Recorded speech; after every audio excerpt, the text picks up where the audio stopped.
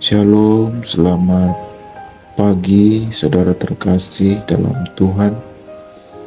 Kita bersyukur pada kesempatan pagi yang indah ini kita boleh kembali berjumpa dalam perenungan firman Tuhan. Namun sebelum kita akan merenungkan firman Tuhan, kita akan berdoa terlebih dahulu. Mari kita berdoa. Bapa kami dalam surga, Bapa yang kami sembah di dalam nama Tuhan kami Yesus Kristus, kami mengucap syukur ya Tuhan di hadapan hadirat-Mu atas setiap kasih, anugerah dan kemurahan Tuhan yang Tuhan sudah kerjakan dalam kehidupan kami. Terima kasih Bapa untuk kesempatan pagi hari ini. Kami boleh kembali dipertemukan untuk bersama kami merenungkan firman-Mu. Biarlah kiranya Tuhan Engkau mengurapi kehidupan kami, menjamah setiap hati kami ya Tuhan, pikiran kami dijamah Tuhan, sehingga firman-Mu yang kami renungkan boleh mendapat tempat yang terbaik di dalam kehidupan kami. Terima kasih Bapa, inilah doa kami hanya di dalam nama Tuhan Yesus. Haleluya. Amin. Amin. Saudara terkasih dalam Tuhan, firman Tuhan pada pagi hari ini terambil dalam surat Kolose pasal 2 ayat 6 dan ayat 7. Kolose pasal 2 ayat 6 sampai 7. Demikian bunyi firman Tuhan. Kamu telah menerima Kristus Yesus Tuhan kita. Karena itu, hendaklah hidupmu tetap di dalam Dia. Hendaklah kamu berakar di dalam Dia dan dibangun di atas Dia. Hendaklah kamu bertambah teguh dalam iman yang telah diajarkan kepadamu, dan hendaklah hatimu melimpah dengan syukur. Demikian firman Tuhan, saudara, yang kita baca. Jadi pagi hari ini, saudara terkasih, saya memberikan judul perenungan kita yaitu Teguh dalam Iman dan Pengharapan kepada Yesus. Saya ulangi, teguh dalam iman dan pengharapan kepada Yesus. Pertanyaannya bagi kita saudara, bagaimana caranya kita bisa akan terus memelihara iman dan pengharapan kita kepada Tuhan Yesus dengan keadaan dan situasi yang terjadi saat ini. Situasi yang tidak menentu, krisis ekonomi dan lain sebagainya. Saudara terkasih, firman Tuhan pagi hari ini akan menolong kita menjawab setiap pertanyaan-pertanyaan kita. Ya, bagaimana kita dapat teguh di dalam iman dan pengharapan kita kepada Tuhan di tengah situasi yang tidak menentu ini. Yang pertama saudara, poin yang pertama untuk kita dapat teguh di dalam iman dan pengharapan kita kepada Tuhan Yesus, yang pertama yaitu tetap di dalam Dia. Firman Tuhan di ayat yang ke-6 berkata, kamu telah menerima Kristus Yesus Tuhan kita. Karena itu hendaklah hidupmu tetap di dalam Dia. Hendaklah hidupmu. Ya, hendaklah artinya ini adalah perintah saudara. Bukan sebuah saran ya, tetapi perintah untuk kita tetap hidup di dalam Yesus Tuhan kita. Tetap di dalam Dia. Tetap dalam hal ini saudara adalah ketika ada tantangan, ada masalah, ada pergumulan hidup, jangan pernah kita mengubah ya pengharapan kita daripada Tuhan. Kadang-kadang saudara, sebagai manusia kita gampang sekali bimbang, kita gampang sekali goyah ketika ada tantangan, ketika ada masalah yang terjadi. Kita panik, kita mencari solusi dari tempat lain. Tetapi firman Tuhan pada pagi hari ini, kita harus tetap di dalam Tuhan. memandang Yesus saja, memandang Tuhan saja, apapun yang menjadi pergumulan, persoalan, tantangan hidup kita saat ini, terus melihat Dia, tetap di dalam Tuhan adalah kunci untuk kita tetap teguh dalam iman kita, pengharapan kita kepada Tuhan Yesus. Apapun yang terjadi, jalani saja.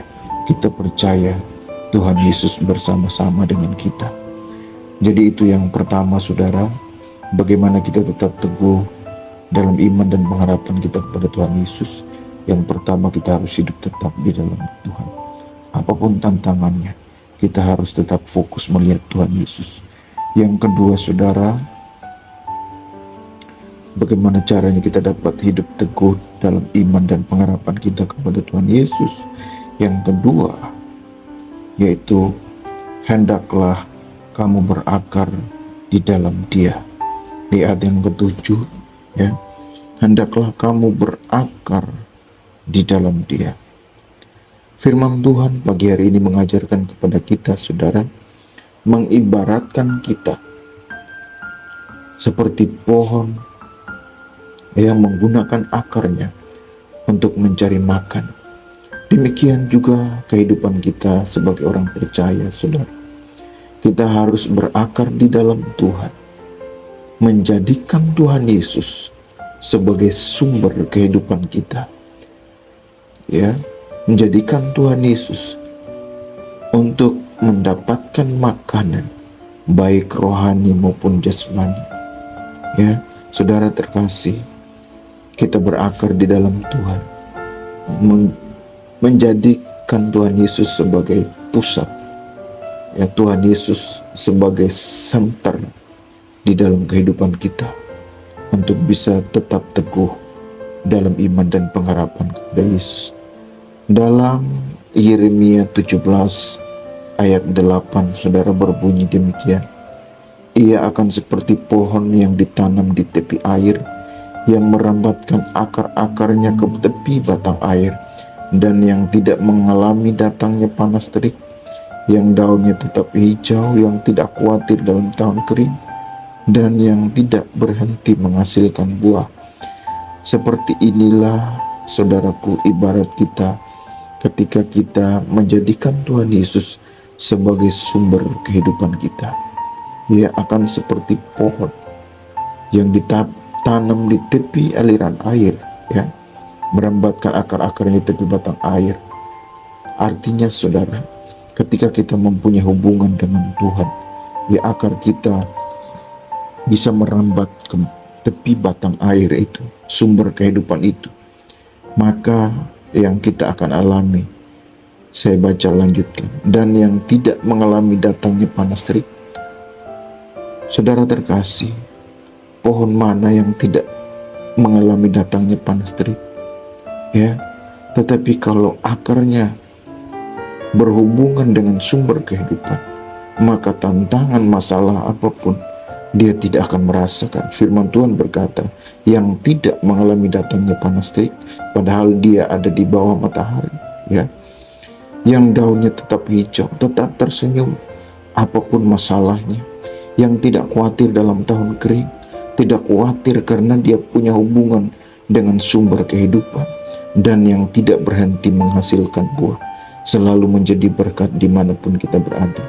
Ketika kita menjadikan Tuhan Yesus sebagai pusat dalam kehidupan kita, berakar di dalam Dia, maka iman dan pengharapan kita akan semakin teguh di dalam Tuhan, saudara. Dan yang ketiga, bagaimana kita tetap teguh dalam iman dan pengharapan kita kepada Tuhan Yesus. Yang ketiga, masih di ayat yang ke-7, saudara. Hendaklah kamu berakar di dalam Dia dan dibangun di atas Dia. Yang ketiga, saudara, bagaimana kita tetap teguh dalam iman dan pengharapan kita di dalam Tuhan. Kita harus membangun kehidupan rohani kita di atas batu karang, di atas firman-Nya. Kalau kita melihat, saudara, di dalam Matius 7 ayat 24 berkata demikian, setiap orang yang mendengar perkataanku ini dan melakukannya, ia sama dengan orang yang bijaksana yang mendirikan rumahnya di atas batu. Saudara yang dikasihi Tuhan, Tuhan Yesus berkata, setiap orang yang mendengar perkataanku dan melakukannya. Ini kata kuncinya, saudara. Mendengar perkataanku dan melakukannya. Jadi kita tidak hanya sekedar mendengar firman lalu begitu saja, tetapi melakukannya. Itu sepaket, saudara. Dengar dan lakukan, maka kita sedang membangun kehidupan rohani kita di atas Tuhan. Jadi firman Tuhan itu sangat menolong kita. Saudara terkasih, firman Tuhan ini kiranya menolong kita, ya. Ada 3 poin yang membuat kita akan semakin teguh di dalam Tuhan. Yang pertama, tetap di dalam Dia, yaitu fokus kepada Tuhan. Apapun tantangan, lihat Tuhan saja, ya, jangan lihat yang lain. Kalau kita lihat yang lain, kita gampang goyah, kita gampang bimbang. Contoh, saudara, ya, Simon Petrus, ketika dia melihat Tuhan berjalan di atas air, dia bilang, jika itu Engkau Tuhan, suruh saya berjalan di atas air. Ketika dia masih fokus melihat Tuhan, dia masih bisa berjalan.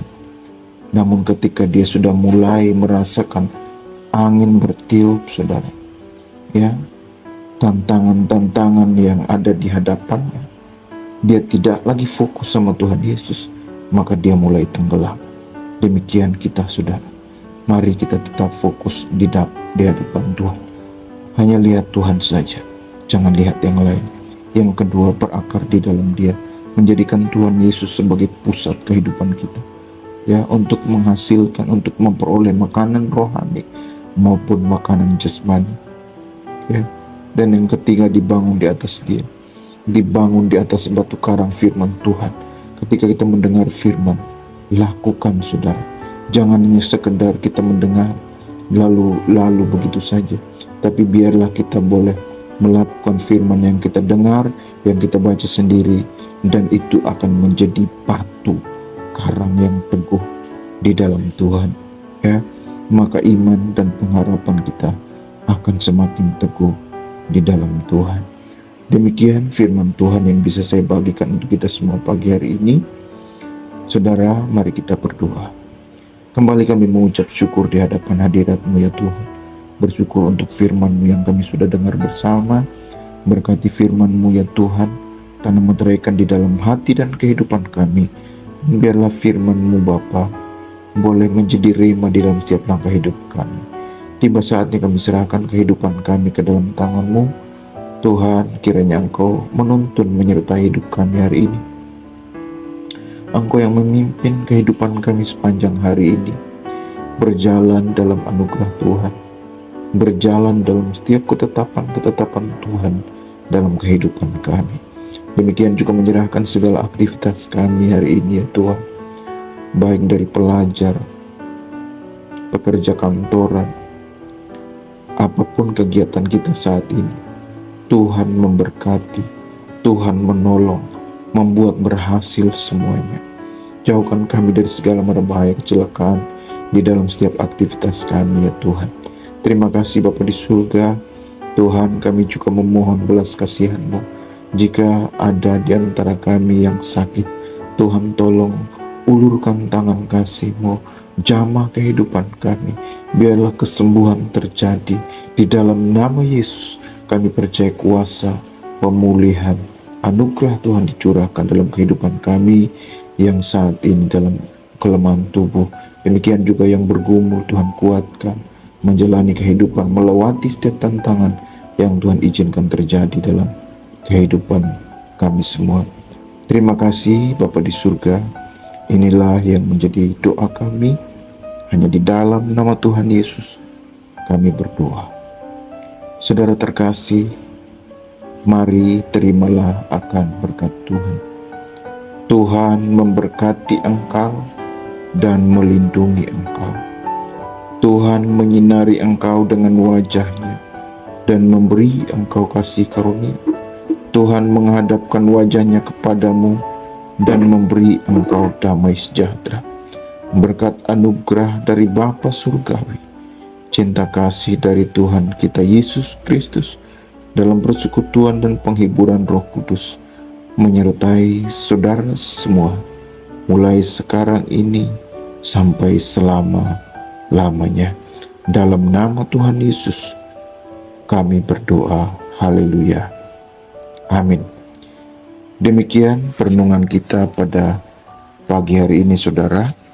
Jika saudara terberkati oleh perenungan kita, mohon untuk like, komen, subscribe, dan bagikan ya, sehingga kita sama-sama akan menjadi berkat dan juga banyak orang yang akan diberkati oleh Tuhan. Terima kasih saudaraku semuanya. Selamat beraktivitas. Tuhan Yesus memberkati kita semua.